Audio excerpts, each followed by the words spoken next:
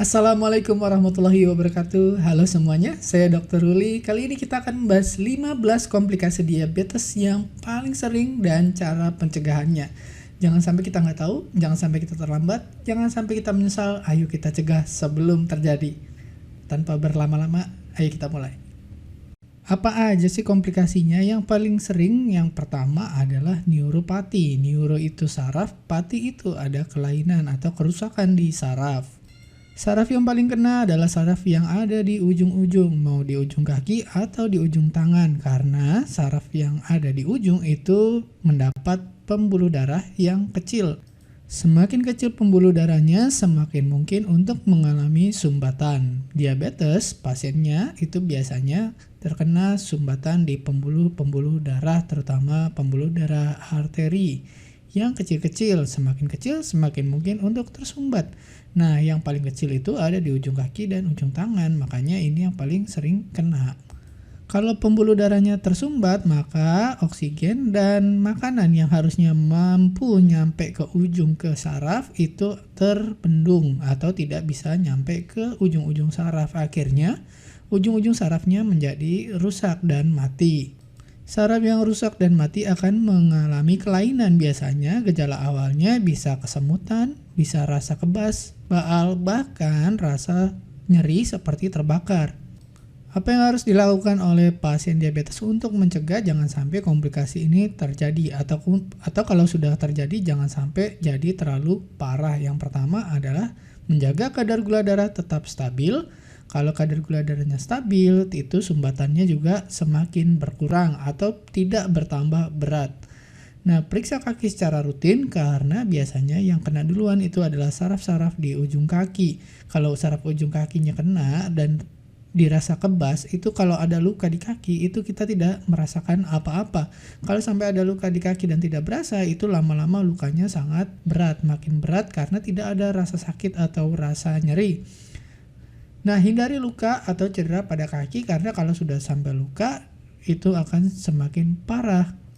Komplikasi berikutnya yang kedua adalah retinopati diabetes, yaitu kelainan pada mata yang disebabkan oleh sumbatan pembuluh darah di mata. Yang terkena adalah daerah retina, yaitu tempat mata kita menangkap cahaya. Jadinya gejalanya adalah kita mulai merasakan gangguan penglihatan, terutama tidak bisa membedakan gelap dan terang dan tidak bisa membedakan warna merah, hijau, atau biru. Nah, untuk pasien yang diabetes memang sudah disarankan untuk rutin periksa mata paling enggak setahun sekali dan selalu menjaga tekanan darah. Kenapa? Karena selain sumbatan pembuluh darah karena gula, juga tekanan darah yang tinggi juga menyebabkan retinopati diabetik itu makin berat dan makin cepat terjadi. Dan jangan lupa selalu pasti yang namanya pasien diabetes harus jaga kadar gula darah. Nah, berikutnya apa yang menjadi komplikasi tersering adalah nefropati diabetik atau gangguan ginjal pada pasien diabetes.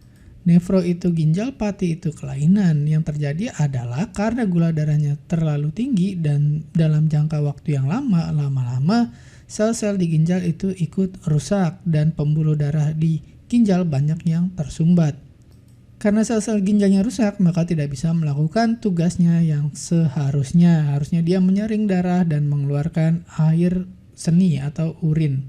Kalau sudah ada kelainan, biasanya kita tanyakan adakah gejala, misalkan urinnya jadi keruh, berbusa, atau mungkin urinnya berkurang. Jangan lupa untuk pasien diabetes sebaiknya memeriksakan fungsi ginjal setahun sekali ke laboratorium. Karena semakin cepat kita tahu ada gangguan, semakin cepat kita juga melakukan tindakan.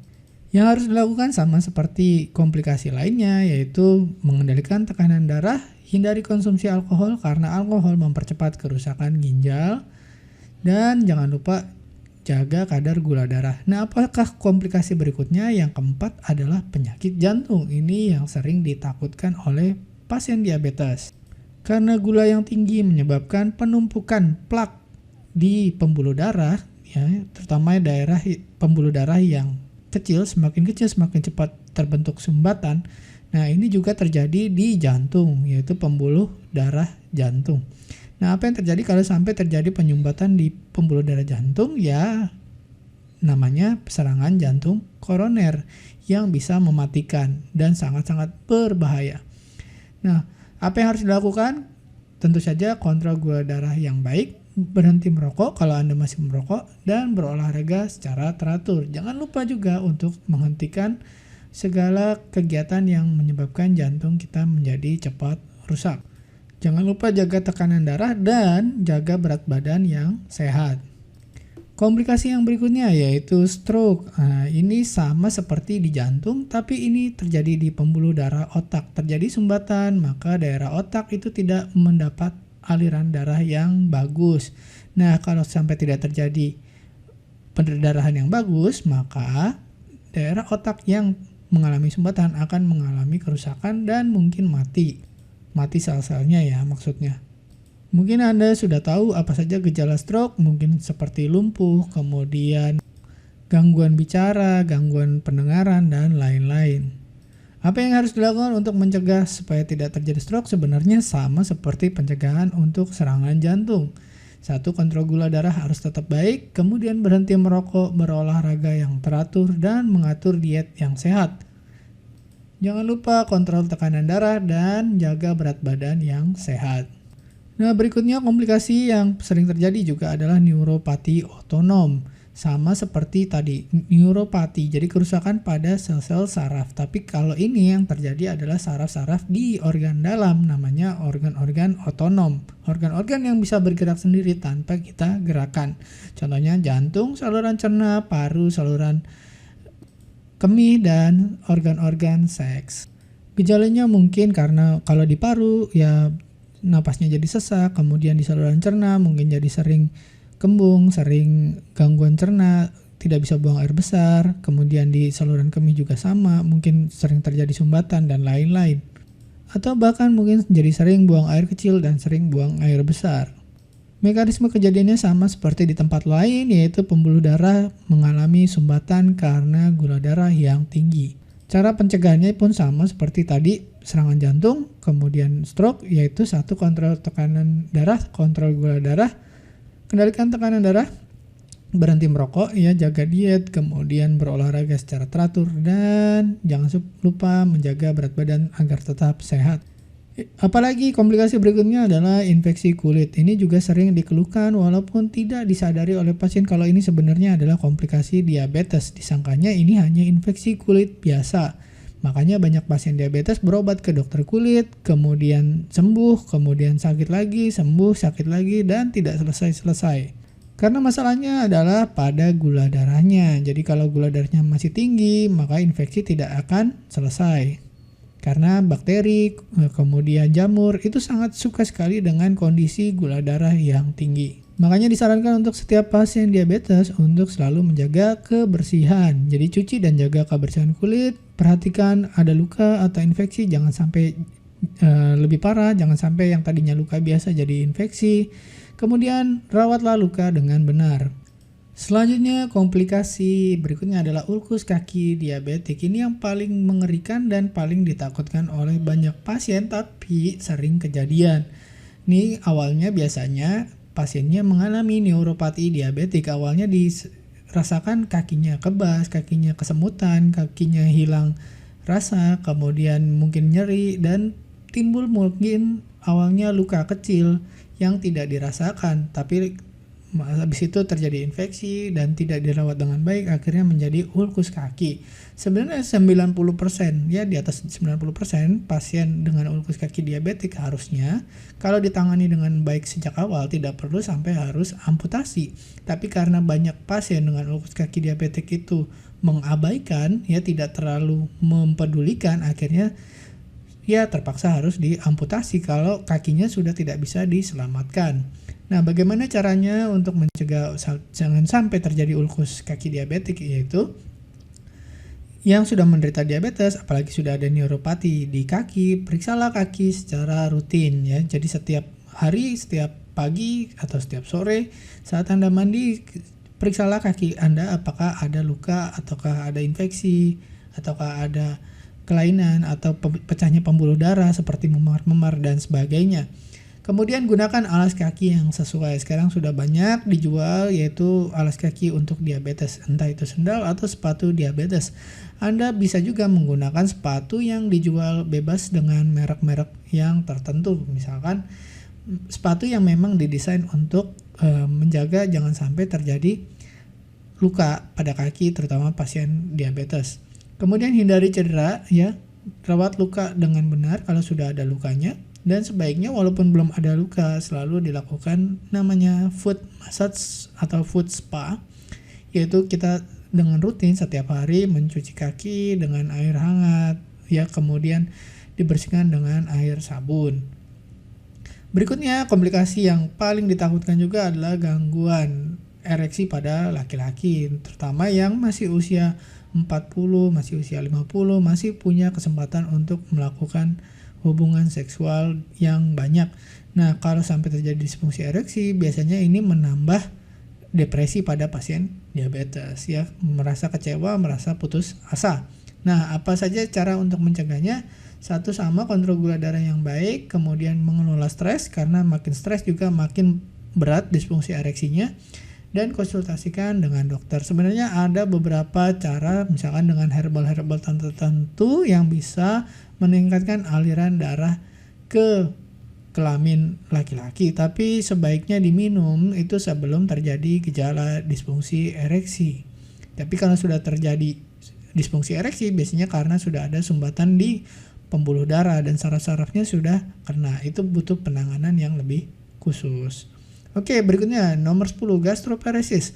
Gastroparesis itu gastro itu lambung, paresis itu lumpuh. Jadi lambungnya mengalami kelumpuhan. Normalnya lambung itu setiap ada makanan masuk, setiap berapa jam sekali dia akan terbuka dan mengeluarkan isi lambung masuk ke dalam saluran cerna yang berikutnya. Tapi pada pasien diabetes ya karena tadi ada sumbatan di pembuluh darah kecil, terkena di organ, salah satunya organ lambung. Nah, kalau kena di lambung nanti sarafnya lumpuh dan lambungnya pun ikut lumpuh. Kalau lambungnya lumpuh, nah tidak bisa mengeluarkan isi makanan ke saluran cerna yang di bawahnya dengan normal. Itu terbukanya hanya sedikit-sedikit atau bahkan ada yang kasus berat sampai tidak bisa terbuka sama sekali. Tanda-tandanya bisa diketahui dari mungkin ada gejala sering kembung, sering mual, dan sering muntah. Ini mungkin tanda-tanda awal sudah ada kerusakan saraf di lambung. Supaya tidak terjadi demikian, harus kita cegah. Caranya sama seperti yang lain, kontrol gula darah, hindari makan berlebihan kalau sudah mulai ada gejala kembung dan mual, muntah gitu ya. Dan makanlah makanan yang mudah dicerna. Selanjutnya adalah infeksi saluran kemih, ini yang juga sering terjadi ya. Jadi keluhannya adalah bermacam-macam, mulai dari kencingnya sakit, kencingnya tidak lancar, atau malah sering kencing, dan mungkin ada demam. Sebagian pasien kencingnya ada darahnya atau ada busanya dan lain-lain. Jadi kalau Anda mengalami kelainan gangguan di saluran kencing, segera konsultasi ke dokter. Untuk pencegahan, untuk pasien diabetes sebaiknya memang harus meningkatkan asupan cairan karena selain diabetesnya juga menyebabkan dehidrasi ya, untuk mencegah komplikasi di ginjal dan saluran kemih atau saluran kencing. Jangan sampai ada infeksi. Jadi selalu menjaga kebersihan diri supaya tidak infeksi, terutama di area-area yang rentan infeksi seperti kulit dan kelamin. Kemudian buang air kecil setelah berhubungan seksual untuk mencegah jangan sampai ada kuman yang masuk saat berhubungan. Nah, berikutnya osteoporosis ini memang lebih sering pada perempuan ya. Kalau tulang yang normal itu kepadatannya tinggi dan pasien yang osteoporosis itu kepadatannya berkurang, jadi mudah tulangnya itu patah. Nah, kalau sudah diabetes ditambah lagi dengan kalau perempuan menopause, jadi diabetes plus menopause itu makin cepat lagi terjadi osteoporosis. Dan bagaimana untuk pencegahannya? Konsumsi makanan yang berkalsium tinggi dan vitamin D, kemudian lakukan olahraga beban untuk mengurangi beban pada tulang. Jadi olahraga beban kita angkat berat dengan barbel atau kita push up, sit up gitu ya, atau plank. Itu akan memperbesar otot-otot kita. Nah, otot-otot yang besar itu mengurangi beban pada tulang. Nah, kalau beban pada tulangnya berkurang, itu kita akan mengurangi kemungkinan tulangnya patah. Nah, hindari juga merokok karena merokok itu mempercepat proses pengeroposan tulang. Berikutnya, komplikasi yang ke-13 adalah depresi. Ini juga sering terjadi pada pasien diabetes karena merasa marah, kecewa, putus asa, dan merasa tidak ada harapan lagi. Nah, apa yang harus dilakukan jangan sampai depresi, termasuk adalah gula darah itu menyebabkan depresi. Jadi, kontrol gula darah yang baik, olahraga teratur karena olahraga terbukti untuk meningkatkan mood, dan tidur yang cukup. Tidur yang cukup juga mengurangi stres dan mengurangi gejala depresi.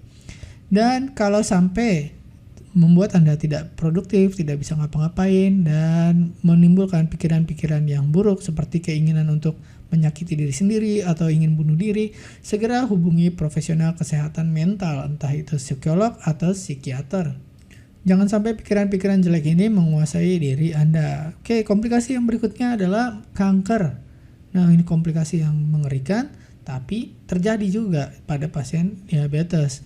Walaupun tidak semuanya, tapi kalau sampai terjadi, tentu kita tidak ingin ini sampai terjadi pada diri kita.